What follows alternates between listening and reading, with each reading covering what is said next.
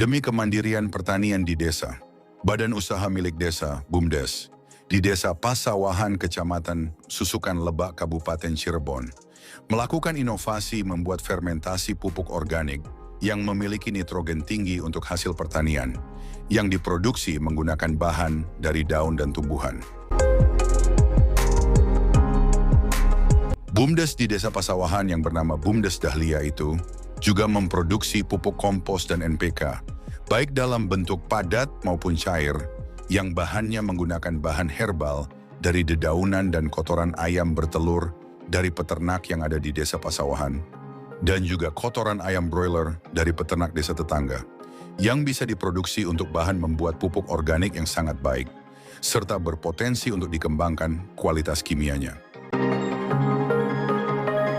Selain itu, bahan untuk membuat pupuk organik lainnya yakni air bekas cucian beras yang juga bisa berfungsi untuk pupuk urea, untuk penguat akar, serta untuk penguat daun dan batang tanaman.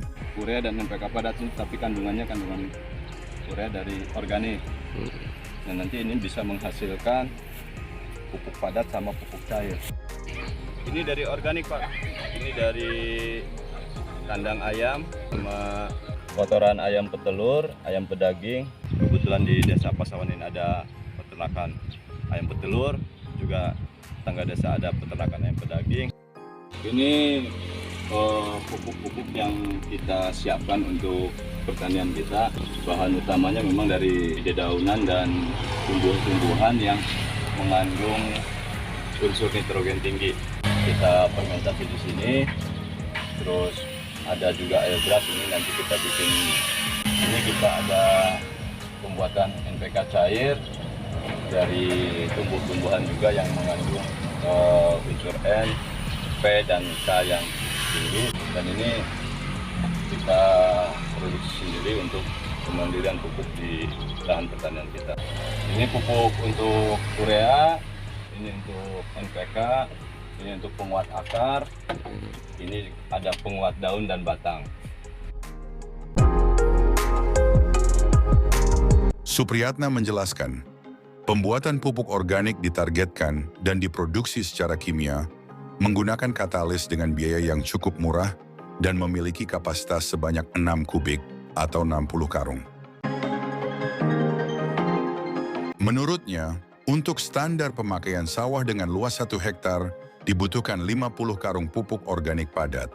Sehingga, dengan memiliki lahan seluas 1 hektar, bisa mencukupi dan masih ada sisa stok 10 karung. Ini kita targetkan pupuk organik ini setara kimia, Pak, nanti hasilnya. Karena pakai katalis, walaupun bentuknya organik, antara cair dan padat, kita nanti harapkan hasilnya setara pupuk kimia. Tapi biayanya lebih murah. Ini kapasitas 6 meter kubik, dan berarti 60 karung. Nah, dari standar yang kita pakai itu 1 hektar itu cuma butuh 50 karung pupuk organik padat. Artinya dengan luasan kita lahan seluas 1 hektar ini kita bisa mencukupi, bahkan kita punya stok 10 karung lebihnya berarti. BUMDes Dahlia Desa Pasawahan juga memproduksi pupuk kompos yang bahan-bahannya disetting untuk masa pertumbuhan, yakni dari rerumputan yang mengandung unsur nitrogen. Dan untuk zat perangsang tumbuhnya tanaman, bahannya dari pohon pisang yang belum berbuah. Pupuk kompos tersebut menurut Supriyatna semi tertutup, serta harus tersimpan di dalam karung dalam keadaan lembab, berbeda dengan pupuk kompos sebelumnya yang terbuka.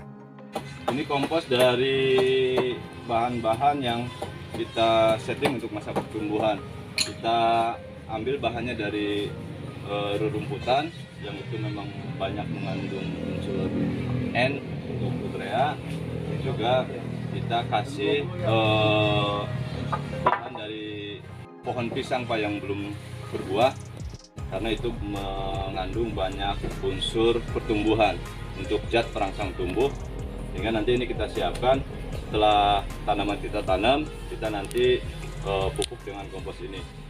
Ini berbeda dengan kompos sebelumnya. Kalau kompos sebelumnya terbuka, ini semi tertutup, kita simpan dalam karung dan ini dalam keadaan lembab.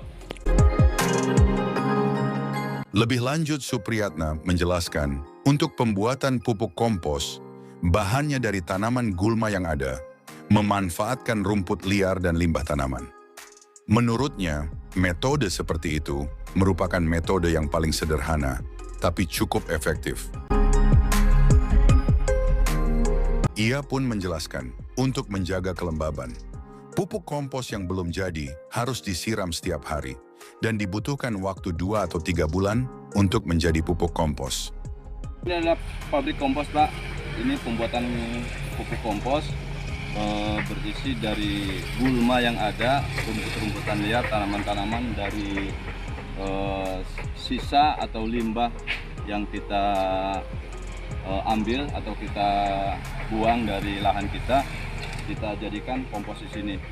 Ini metode kompos yang paling sederhana tapi cukup efektif. Ini baru dibuka, ini tiap hari disiram, terus nanti ditutup plastik, menjaga kelembapan, dan ini memang perlu waktu bisa mencapai 2 atau 3 bulan. Supriyatna pun menuturkan, Bumdes Dahlia Desa Pasawahan pernah melakukan uji coba pembuatan pupuk organik berskala kecil dan telah dibeli beberapa warga dari 2 desa untuk tanaman cabai dan sayuran, juga buah-buahan. Bahkan kita udah coba dalam skala kecil. Kemarin ada 2 desa, warga dari 2 desa yang sudah membeli, Pak. Dan itu ternyata cukup bagus. Mereka aplikasikan ke tanaman cabai dan tanaman sayuran buah. Selain memproduksi pupuk organik dan NPK serta pupuk kompos, Bumdes Dahlia juga melakukan kegiatan pertanian penanaman jagung dan kangkung serimpi, serta telah membuat kolam penampungan air untuk irigasi tanaman jagung dan kangkung. Dan guna memenuhi kebutuhan air untuk irigasi demplot jagung dan tanaman sayuran, Bumdes Dahlia Desa Pasawahan juga memanfaatkan sepertiga dari lahan yang ada untuk dibuat kolam penampungan air. Selain itu juga, Bumdes Dahlia Desa Pasawahan telah melakukan tray semai jagung untuk mengantisipasi ketidakrataan atau ketidaksamaan tanaman, sehingga tanaman-tanaman yang tidak tumbuh, menurutnya tray semai bisa disisipkan. Ini kolam penampungan air ini untuk mengantisipasi pengairan irigasi, karena memang pertanian yang utama adalah pengairan. Sehingga kita siapkan, kita sudah hitung sepertiga dari lahan ini kita siapkan airnya. Ini memang belum selesai, belum finishing. Nanti kapasitas penampungan di kolam ini kita bisa memenuhi kebutuhan air di demplot jagung dan sayuran ini, Pak. Nah, ini semayan karena ini untuk mengantisipasi terjadinya ketidakrataan atau ketidaksamaan tanaman jagung yang ditanam di lahan. Dengan tray semai ini kita antisipasi sehingga nanti tanaman-tanaman yang tidak tumbuh atau kosong itu kita bisa selang atau kita bisa sisipkan, disulam menggunakan.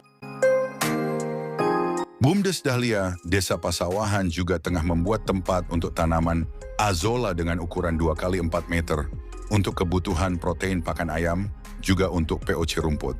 Dan air rendaman dari POC rumput digunakan untuk menyirami lahan dan tanaman.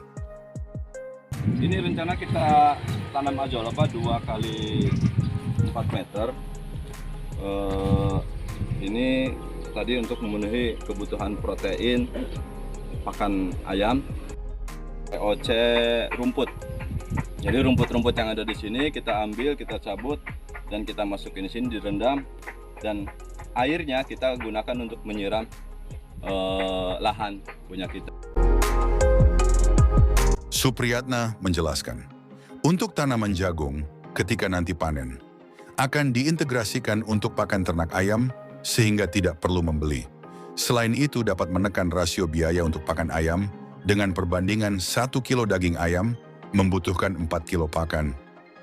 Nah, jagung ini buat pakan ayam Pertanian dan peternakan kita yang kita bangun itu terintegrasi, sehingga dari ternak yang kita pelihara ini itu kita integrasikan dengan jagung yang kita tanam. Artinya nanti pakan, sumber pakan atau kebutuhan pakan ayam itu kita tidak beli tapi kita sediakan sendiri, dan itu bisa menekan kos operasional atau biaya pakan yang secara hitungan itu bisa 1:4. BUMDes Dahlia Desa Pasawahan juga tengah membangun kandang untuk ternak pembesaran ayam kampung dengan menggunakan sistem semi umbaran berukuran 9 x 6 meter dengan volume per skatnya 1 meter x 120 meter sebanyak 4 susun. Kandang ayam tersebut menurut Supriyatna, per skatnya bisa untuk menampung 20 ekor ayam berbagai umur, dan dengan ukuran kandang 9 x 6 meter itu bisa menampung ayam 1.000 ekor lebih. Kita kurang tepat sistem kandang yang akan kita bangun seperti ini gambarnya. Ukuran volumenya itu per sekatnya itu per kandangnya 1 meter x 120. Ini untuk kandang pembesaran. Jadi nanti kita peternakan kandang peternakan ayam di sini kita menggunakan sistem semi umbaran. Jadi nanti indukan itu kita beda kandang, beda tipenya, terus nanti ini untuk pembesaran 20 ekor satu sekat yang kita bangun. Ini 4 lantai per kandangnya. Ukuran yang hanya 9 x 6 ini kita bisa menampung kapasitas ayam sampai dengan 1.000 lebih Pak, untuk berbagai umur ayam. Kita ternakan untuk ayam kampung sesuai dengan hasil musyawarah desa untuk ketahanan pangan di Desa Pasawahan ini. Ayam yang kita kembangkan atau yang kita ternak ini ayam kampung. Guna membangun siklus pendapatan harian dan membangun stok makanan serta mesin uang harian secara maksimal, BUMDes Dahlia Desa Pasawahan juga telah menanam kangkung serimpi yang berkualitas dan berorganik tanpa bahan kimia dengan luas tanah 1.200 meter. Nah, ini salah satu stok pakan kita, tapi kita juga ini jadikan sebagai mesin uang lah, seperti itu, sebagai pencetak uang harian Pak. Kita mencoba membangun siklus pendapatan BUMDes itu secara harian. Kita harus tanam sayuran, tanam hijau-hijauan, kita tanam kangkung. Yang kita tanam ini adalah jenis kangkung serimpi. Kangkung ini jadi kangkung organik, kangkung sehat. Kita luasan itu ada 1.200 meter. Adapun alasan menanam kangkung serimpi menurut Supriyatna, karena usia tanamnya maksimal 30 hari. Akan tetapi 27 hari sampai 28 hari kangkung sudah panen. Setiap petak kangkung telah diberi tanda tanggal tanam dan tanggal panen, sehingga diharapkan panen akan lebih cepat, tidak mesti menunggu 27 hari, namun antara 2 sampai 3 minggu kangkung bisa panen. Nah, itulah kenapa kita menanam kangkung, karena sayuran, khususnya kangkung ini, usia tanamnya itu maksimal di 30 hari Pak. Kita sudah mulai panen itu di usia 27-28 hari. Dan ini kelebihan dari kangkung ini bisa setelah dipanen seperti ini bisa 7 kali kita bisa panen anakannya Pak. Dari tunas itu akan tumbuh dan itu bisa lebih cepat, tidak mesti menunggu 27 hari, tetapi bisa 2 minggu 3 minggu sudah siap panen. Ini juga ada tanda-tandanya, itu kita kasih penanda bahwa setiap petaknya itu punya tanggal tanam dan perkiraan tanggal panen. Nah, itu kita bisa lakukan panen setiap hari, karena tadi masanya cuma 30 hari maksimal. Artinya kita tanam hari ini 27 hari, 28 hari ke depan kita sudah panen. Supriyatna mengatakan, untuk tahap awal bibit tanaman kangkung dibelinya dari toko pertanian, namun kedepannya cukup dari tunas-tunas yang tumbuh dari kangkung usai panen. Dari satu petak tanaman kangkung setiap panen menurutnya, bisa menghasilkan kangkung sekitar 50 ikat lebih. Sehingga apabila dijual per ikatnya Rp1.000, diharapkan dalam satu hari bisa mendapatkan penghasilan antara Rp300.000 hingga Rp500.000. Untuk sementara kita bibit kangkung serimpi ini memang masih beli Pak di toko pertanian, karena memang kita belum bisa menangkarkan atau membuat ini dari bibit yang kita tanam. Jadi bibit ini kita tahap awalnya kita masih beli di toko pertanian. Kedepannya kita akan cari tanaman-tanaman yang pertumbuhannya sangat bagus, pertumbuhannya lebih cepat. Itu kita akan coba tangkarkan dan kita akan ambil bibitnya. Ini dari satu petak ini kita bisa menghasilkan sekitar 50 ikat lebih. Artinya kalau kita bisa jual dengan harga petani 1.000 satu ikat, kita punya 50.000. Sehingga kita harapkan sih satu hari antara 300 sampai 500.000 dari hasil panen sayur ini kita bisa dapatkan ke depannya. Kangkung serimpi menurut Supriyatna berkhasiat untuk kesehatan dan kaya akan vitamin, terutama vitamin A dan vitamin B, dan juga baik untuk mata serta untuk kekebalan tubuh. Selain itu berkhasiat juga untuk sariawan, obat sakit gigi, dan juga bisa untuk mengobati demam. Ia pun menuturkan, pernah suatu ketika ada saudara dari kota mengatakan bahwa kangkung tersebut cocok untuk orang kaya, banyak diminati masyarakat kota dan kalangan menengah ke atas. Yang kita tanam ini adalah jenis kangkung serimpi. Kangkung ini jadi kangkung organik, kangkung sehat. Di kampung kita, di desa kita atau masyarakat sekitar, itu banyak bertanya kenapa kangkungnya daunnya kecil-kecil. Tetapi dari warga kota itu justru inilah yang sedang digemari. Bahkan kemarin sempat datang saudara dari kota itu melihat kangkung seperti ini katanya nggak cocok buat orang kampung Pak, ini cocoknya untuk orang kaya katanya. Kangkung ini jadi kangkung organik, kangkung sehat yang banyak mengandung khasiat vitamin A, vitamin B, dan juga itu baik untuk mata serta kekebalan tubuh. Ini berkhasiat bisa untuk sariawan, bisa gigi, untuk mata, juga bisa untuk mengobati demam.